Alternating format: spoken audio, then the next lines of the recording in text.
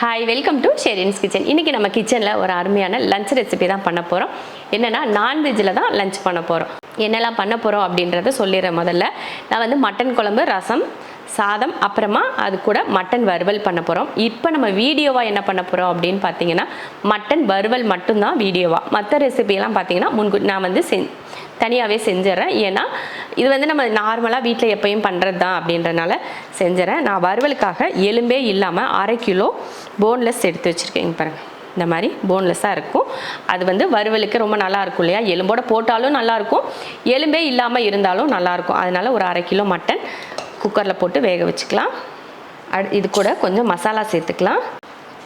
மஞ்சள் தூள் கொஞ்சம், ரொம்ப 1/4 ஸ்பூனெல்லாம் சேர்க்க வேணாம், 1/4 ஸ்பூனுக்கும் கம்மியாக மஞ்சள் தூள் சேர்த்துக்கோங்க. அடுத்ததாக மிளகாத்தூள் 3/4 ஸ்பூன் சேர்த்துக்கலாம்.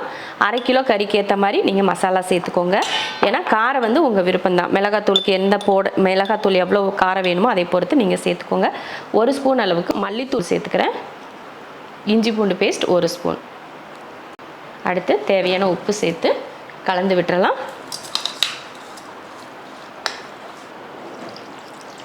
கொஞ்சமாக தண்ணி,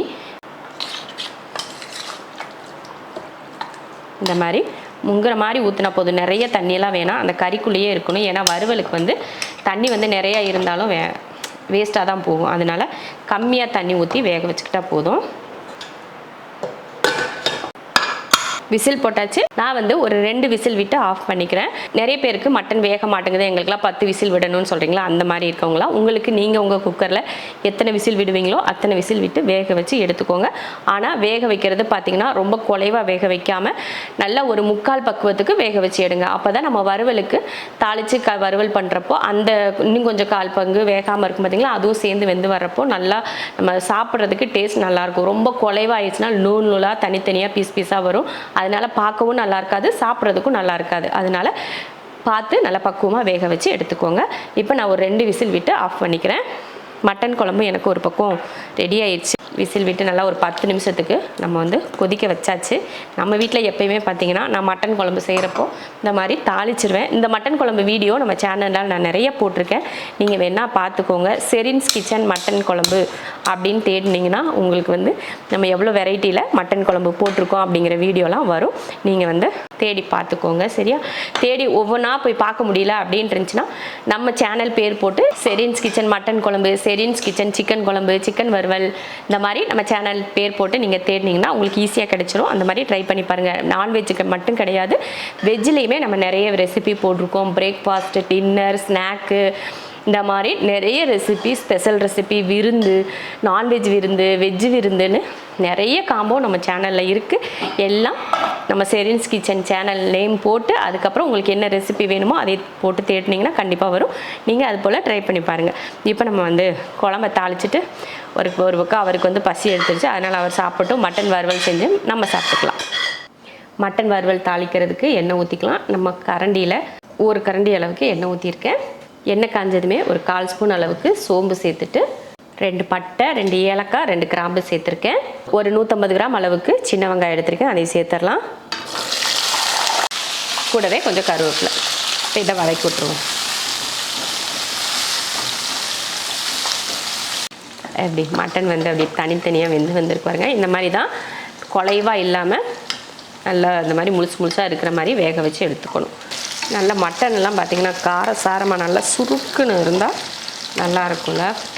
ஒரு பீஸ் சாப்பிட்டாலும் சுருக்குன்னு சாப்பிட்றணும், அவ்வளோதான். வெங்காயம் பாருங்கள் நல்லா வதங்கிருச்சு. இந்த அளவுக்கு தான் வதங்கணும், ரொம்பவும் கருக்கவும் விட வேணாம். வெங்காயம் இந்த அளவுக்கு முழுசாக இருக்கிறதுனால நல்லா அந்த வெங்காயத்தோட ஈரப்பதம்லாம் வற்றி நல்லா சுருங்கி வந்திருக்கு பாருங்கள். இந்த மாதிரி இருக்கணும்.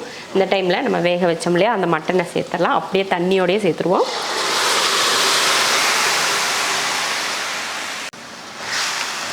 உப்பு எதுவுமே நம்ம இதில் சேர்க்க வேணாம். முன்னாடியே நம்ம எல்லாத்தையும் சேர்த்துருக்கோம் இல்லையா, அதனால் இப்போ எதுவும் சேர்க்க வேணாம். அப்படியே அந்த தண்ணி வற்றுற வரைக்கும் மசாலா வறுத்து பவுட்ரு பண்ணிட்டு வந்துடலாம். மட்டன் ஒரு பக்கம் வெந்துட்டுருக்கு, நம்ம மசாலா ரெடி பண்ணிடலாம். 1/2 ஸ்பூன் அளவுக்கு மல்லி சேர்த்துருக்கேன், 1/4 ஸ்பூன் அளவுக்கு சோம்பு, 1/2 ஸ்பூன் மிளகு, சீரகம் 1/4 ஸ்பூன். இப்போ இதை வறுத்து பவுட்ரு பண்ணிக்கலாம். அவ்வளோதான், வறுத்தாச்சு. ஆற வச்சு பவுட்ரு பண்ணிக்கலாம். நம்ம ஊற்றின தண்ணியெல்லாம் வற்றி ஓரளவுக்கு அந்த கிரேவி மாதிரி வந்திருக்கு பாருங்கள். இந்த டைமில் நம்ம பவுட்ரு பண்ணோம்லையே அந்த மசாலாவை சேர்த்துக்கலாம். சேர்த்துட்டு கலந்துடும். ஒரு 2 நிமிஷத்துக்கு அப்படியே இருக்கட்டும், வதக்கி விடலாம். நல்லா அடுப்பை ஹை ஃப்ளேம்லேயே வச்சுக்கோங்க, சிம்லேலாம் வைக்க வேண்டாம். மசாலா போட்டு ஒரு 2 நிமிஷத்துக்கு நல்லா இந்த மாதிரி நல்லா ஹை ஃப்ளேம் வச்சு நல்லா அப்படியே கிளறி விடணும்.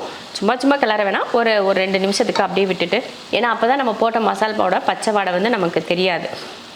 அதனால ஒரு 2 நிமிஷம் மட்டும் வச்சுருந்துட்டு அதுக்கப்புறமா இறக்கிக்கலாம். அதே போல் பொதுவாகவே மட்டன்னா தக்காளி வந்து கம்மியாக தான் சேர்க்கணும், அப்போ தான் நல்லாயிருக்கும் டேஸ்ட். நம்ம சிக்கனுக்கு தக்காளி எவ்வளோ சேர்த்தாலும் அந்த டேஸ்ட், அந்த சிக்கனோட டேஸ்ட்டுக்கு அந்த புளிப்பு வந்து நமக்கு வந்து அந்த இது வந்து நல்லாயிருக்கும். ஆனால் மட்டனில் புளிப்பு அதிகமாச்சுன்னா டேஸ்ட் வந்து நல்லா இருக்காது. அதனால மட்டன் குழம்பாக இருந்தாலுமே தக்காளி வந்து கம்மியாக சேர்த்துக்கோங்க. இப்போ 1 கிலோ மட்டன் செய்கிறீங்கன்னா ஒரே ஒரு தக்காளி மட்டும் மீடியம் சைஸில் ஒரே ஒரு தக்காளி சேர்த்திங்கன்னா உங்களுக்கு வந்து கரெக்டாக இருக்கும். அது போய் வறுவல் செய்கிறீங்க, கிரேவி செய்கிறீங்க அப்படின்னா நீங்கள் தக்காளி சேர்க்காமே செஞ்சிங்கனாலும் ரொம்ப நல்லாயிருக்கும். அதுவும் சுத்தமாக வறுவலுக்கு தக்காளி ஒரு துளி கூட சேர்க்கக்கூடாது. அப்போ தான் நமக்கு வந்து கரெக்டாக இருக்கும், அந்த டேஸ்ட் வந்து ரொம்ப நல்லாயிருக்கும். இது ரொம்ப புளிச்சாலும் நல்லா இருக்காது பார்த்தீங்களா, அதனால் கம்மியாக சேர்த்துக்கோங்க. அவ்வளோதான். இப்போ பார்த்திங்கன்னா ஒரு 2 நிமிஷத்துக்கிட்ட ஆயிடுச்சு. இப்போ வந்து மல்லித்தலையை தூவிட்டு நம்ம இறக்கிடுவோம். மிளகுத்தூள் வந்து எக்ஸ்ட்ரா நம்ம வந்து சேர்க்கணுன்னா சேர்த்துக்கலாம். ஏன்னா நான் வந்து பவுட்ரு பண்ணுறப்போ மிளகு வந்து சேர்த்து தான் பவுட்ரு பண்ணியிருக்கேன். உங்களுக்கு இதுக்கு மேலேயும் மிளகுத்தூள் போடணும்னு தோணுச்சுன்னா மேலே கொஞ்சமாக ஒரு 1/4 ஸ்பூனோ 1/2 ஸ்பூனோ அளவுக்கு சேர்த்துக்கோங்க. அதே போல் மிளகுத்தூள் அதிகமானாலும் அது ஒரு மாதிரி கசக்கிற மாதிரி இருக்கும். அதனால் அதையெல்லாம் பார்த்துட்டு கம்மியாக சேர்த்துக்கோங்க, சரியா?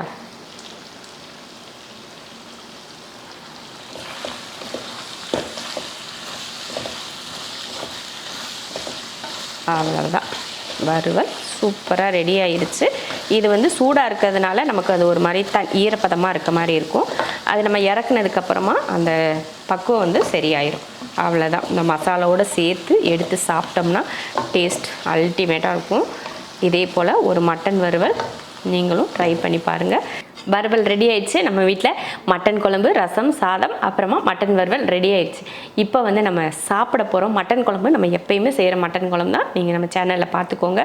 வறுவல் வந்து பார்த்திங்கன்னா அங்கே அந்த ஸ்டைல் இந்த ஸ்டைல் எந்த ஸ்டைலும் இல்லை, நம்ம செரின்ஸ் கிச்சன் வீட்டு ஸ்டைல் மட்டன் வறுவல் இது. நம்ம வீட்டில் மட்டன் வறுவல் செஞ்சோன்னா இந்த மெத்தடில் தான் செய்வேன்.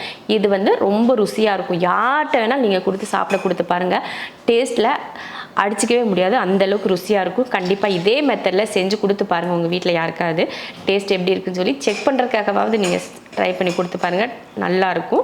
அதே போல் மசாலோட அளவுகளை பார்த்து சேர்த்துக்கோங்க.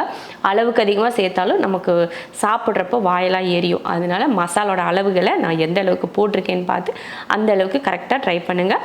1/2 கிலோக்கு இந்த அளவுனா 1 கிலோ சேர்த்திங்கன்னா இதை விட கொஞ்சம் அதிகம் சேர்த்துக்கணும் அப்படின்னு சொல்லி நீங்கள் பார்த்து சேர்த்துட்டிங்கன்னா எல்லாமே ரொம்ப அருமையாக வரும். இப்போ நம்ம வந்து சாப்பாடு போட்டு சாப்பிட்றதுக்கு முயற்சி பண்ணுவோம்.